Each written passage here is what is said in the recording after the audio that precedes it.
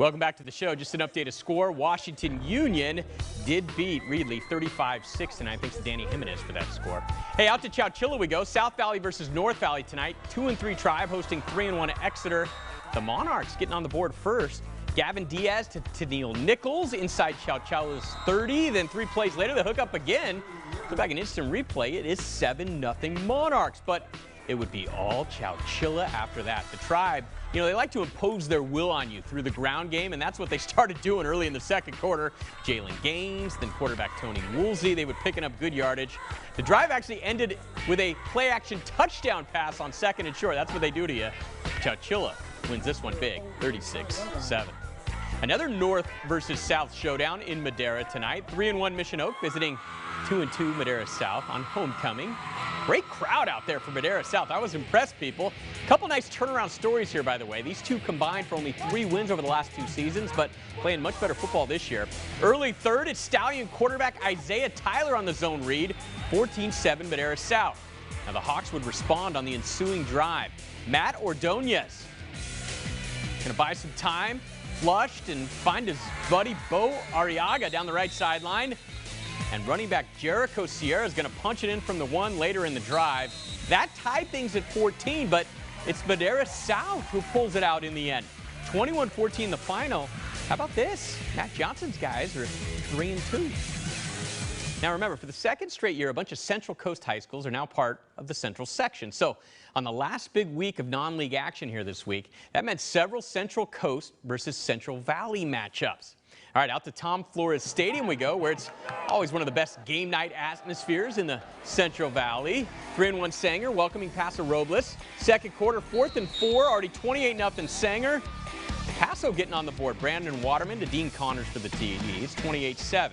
All right, ensuing kickoff. Here we go. Morgan Privet picks it up, and he does the rest. Going to get lost here.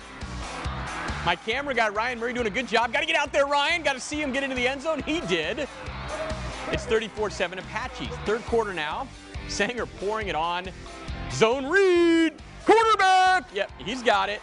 Noel Colazo keeps it. 63 yards to Pater. Sanger now 4-1. They win this one easily, 42-14.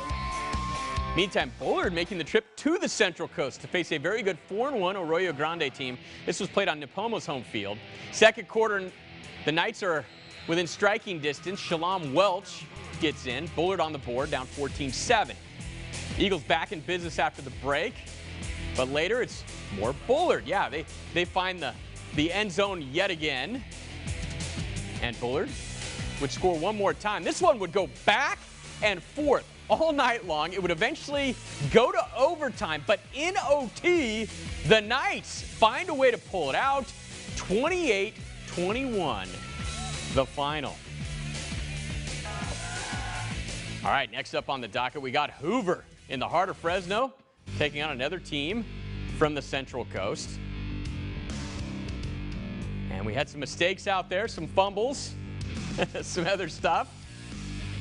But you know what? Hoover, who's been struggling in recent years, would find a way in this football game.